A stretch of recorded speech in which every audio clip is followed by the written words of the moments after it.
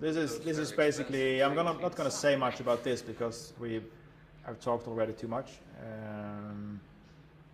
This is basically the same as that model, but in that we looked at it from a vertical point of view. This is a sort of horizontal view. So here we see everything from above. I heat this up. I have a fire in the kitchen, so I get smoke and hot air really, but since it's full of particles I can see it, which is very good for us. I just realized that if we would have fires without smoke, that would be kind of hard actually. Let's see the stuff. Boring. Yeah, that's boring, exactly. Ethanol is kind of boring because you don't see that much. Yeah, well, you have two sides to it. If you're on the outside, it's kind of nice because you can see things. When you're inside, it's not so nice because you can't see anything. Kitchen, and you see how the smoke spreads and you get sort of a movement. We can't see the floor right now, but we just assume that there's some kind of movement. And I have some leakage too. That's a closet, by the way. A little bit leakage. I have two bedrooms with the interior doors closed, and Steve has some very nice experiments showing that the closed door is actually not so bad. It's very good. It's very good. So, I mean, if you have victims behind the closed door, even if you have a fully developed fire in one of the other rooms, might still be very good. Okay, here we go. Here comes the fire service without the fan. So we open the door, sir. And we start to crawl into this shitty thing. And perhaps we find a window and we open the window like that. And still nothing much happens. Did you see some changes in the door when I opened the window? I can close it again. I think flow increased a little bit, the inflow. Yeah, so now you have outflow and inflow. Yeah. And if I do like this, you still have outflow and inflow, but you have more inflow than outflow. Yeah, makes sense, because this is probably a higher pressure, or you have, it's easier. It's not a living thing, but it's still sort of easier for the smoke and the hot air. And it's an indication on arrival that the door to the room on fire is open, because you see the balance somehow. Well, if you just arrive and see this, you can't really tell the difference. Oh, there is some inflow. Yes. All doors are open, Yeah. what's the fire? But you still don't know if something else is open. No, that I don't know. You can't really tell. So, like this. And we get to the kitchen. And perhaps you saw a bigger change this time, because you have a higher temperature, a higher flow this way. But we also get some inflow on that side. But we're going to do this with a fan. So we can start the fan, please, sir. Yeah, I mean, one way to put out fires is actually to let it go. Exactly. Eventually the fuel will go out. To the medium. It was too small. I had another one. Where's that one? Yeah, but it clears out. You mind nice? Well, you can still see what happens. We create a sort of a channel that way. It's a small fan, so I get a very nice flow in here. Nothing much happens in here. Du fick den som var kass av mig. Och en låda där bakom. Inte där.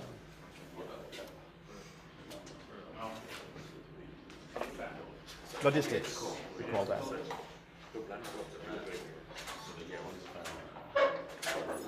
Fuel holder, please. Thank you, sir. Here we go. So we can stop that fan, and I can gonna make some more smoke for just a minute. Here we go. You fan? Yes, but you just wait a second. Put your fingers. We get some more smoke in here.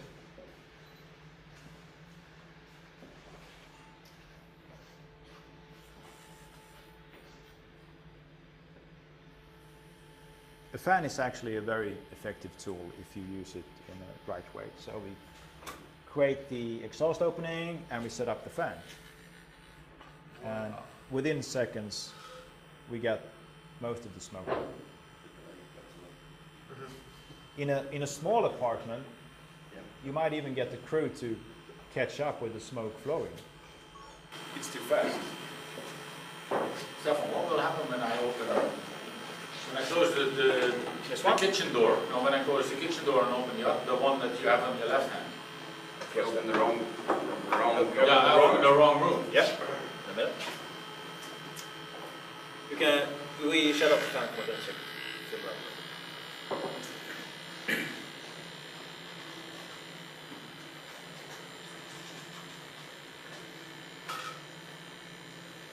I think we can go now. Okay. Yes. Yep. Oh, you get the smoke there. You're used to it. I hold my breath. I have oxygen in my lungs. As you can see, it doesn't really affect the fire room very much. There's not much air coming in, there's not much smoke coming out. Pretty static. You probably will provide some air to the fire. Yeah. But on the other hand, you clear this path all the way up here. You get there and affect it. And I Yeah, can tell you faster. that there's normally a lot of concern of I've been away from the fire and the fire comes out of the fire room and goes through the other room and things like that. What we've seen in a lot of our experiments is we don't give doorways enough credit because it is really difficult to move a fire through a doorway to another room and get that other room going. Yeah. So we expect things to happen a lot faster than they actually do. Yeah. If you're talking about the same level. Yes, same level. You start talking different levels and you're talking different If you have the outlet on the upper level and the fire on the floor level, it might have well an effect if you create a flow path. Yeah, absolutely.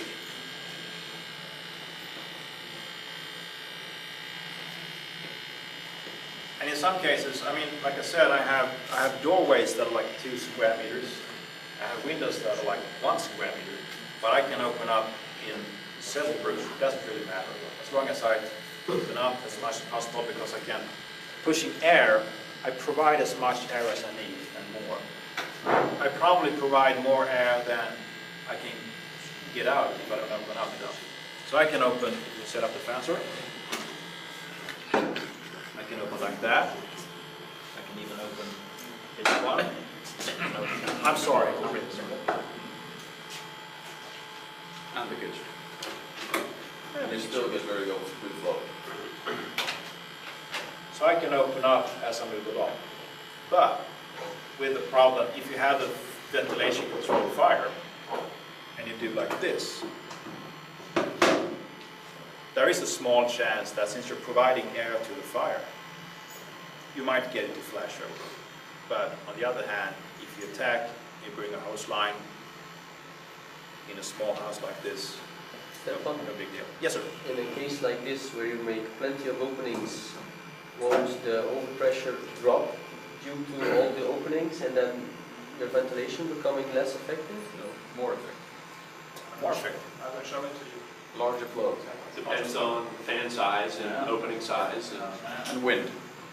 Yeah. Here you can see it really does not make any difference than just clear it out. Yeah, but I wonder if the fan is to scale to the house compared to reality. Just by a big one. I mean, Yeah, I'll tell it to my fight chick when I'm on fight scene, get me a bigger fan. No. if you have a very large house with several hundred square meters floor area, you might get a problem.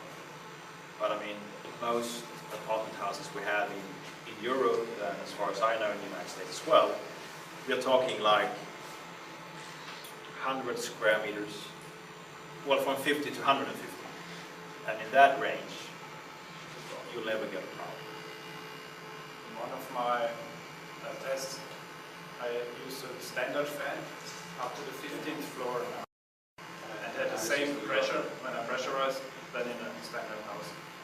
So it's possible if everything is closed and you have your ventilation channel. It's possible, depending of course on leakage and old house, new house and so on. But it's possible. questions so far? Can we try once again with the small ventilator and all openings, all windows open? Sure.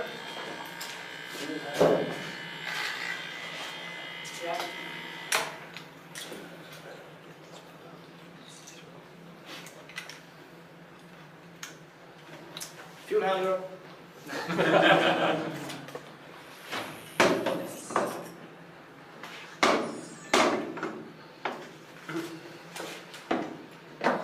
This is not very helpful.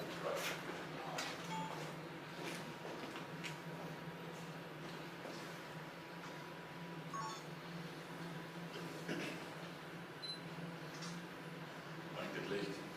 En laat ons het licht zien. Right click in the distance.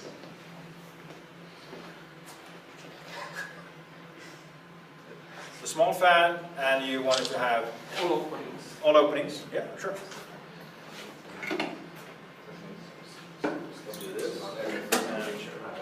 The one, sir? The fan? Playing with a dollhouse, right? Where's the Barbies?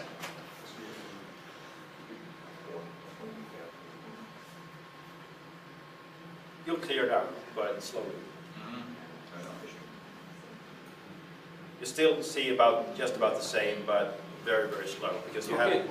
Well, I opened two here. If I close one of them, so now I have similar size of the openings. This one is still a bit slow, and it's also about. I probably made a mistake when I made the model a bit, because I get air straight through. Well, what is it? Straight through the apartment here. So I get like a channel, which means it won't affect that one very much, unless I close it. In an apartment fire, do the Swedish firefighter always work with PPA? Not always. I guess when it comes to PPV or PPA, most of us in this room and most of us who know someone, we are probably about on the same level. You have brigades and fire stations who use this more often, more frequently. And you have fire stations or departments where they got their fans, but they're still sort of, we're not sure yet. You see where you go. Yeah, I guess you would see a similar situation all over the world, actually, from Canada to the United States to anywhere in Europe. I spend quite a lot of my time visiting fire brigades, doing demos, trainings, etc. You see really 50-50. Yeah. And quite a lot of people use the fan. But for me, amazingly, they have the fan, but they don't use it. I usually say that if you're not sure about it, don't use it. But it can also start with, if you sort of work this more traditional way, go inside without the fire, then back out, and then you start the fire, the fan, and vent it. That's good. That's a start. To create the outlet, what's better? From outside, from inside? What's the answer on that? Always from the outside if possible. It depends. Well, the thing is, well, from the outside, if you actually want to, the thing is, before you start the fan, you need the exhaust opening. Then you start the fan, which means you basically have to create the opening from the outside. The backside to that is that if you do it from the outside, you have to break the window, which means you can't close it again. So doing PPA, the answer is always from the outside. You never want to be in a flow path. And if you're making it from the inside, right off the bat, you are in a flow path. But how do If you know you're doing PPV, the fire's knocked down and suppressed and everything like that, then it doesn't really matter. Timing is everything, really. But if you do it from the outside, how do you know that you've got a correct flow path? You might not. No, so you're putting a fan in Or you front want of to the door take and a doesn't have any effect because there's one door closed. Yeah. There's one easy way to. But then you could clear out everything up to that closed door. But So if that's the fire's already contained for you, that's a good thing. So then you pressurize everything behind of you. So once you get, so that door is closed, and you open that, and once you open, it's pressurized, once you open that, you get everything out of the apartment. So you won't get it towards you. So in this case, even though we got two small fans, you would rather put it like 45 degrees both outside? Yes. But outside instead of like putting one here and one there? That's because that's a Well, full house. in an apartment like this sort of size, but full scale, I would use one fan. But I know that Steve has data where you use a high rise, which is probably more interesting for you. Yeah. High rises. So you should look at his report, and he basically says that every 15th floor, every 10th floor, 10th floor, sort of boost a little bit in the staircase. You can do that, but in an apartment fire, like 3-4 stories high, or something, one fan. It's a bit noisy as well. If I were to add a second fan to something this size, I would put it at a 45-degree angle. Instead of like putting one in the pro path, in here. When it's that small, it's not worth dragging it in. Because you don't get more volume in the building. You need the volume, as much volume as you put in, you can put out now. It depends on the opening where it's going in. Yes, of course. Yeah, but the fan is sufficient. The problem is this side and probably interior doors as well. So that side is always good, even with a pretty small fan. And if you have several fans, like Steve said, use it parallel and not one behind the other. If you have no place to put them parallel, put them behind, you have around 10-20% plus. If you put them parallel, each fan pushes his energy into the... You can also put them in a feed pattern, which is even more efficient.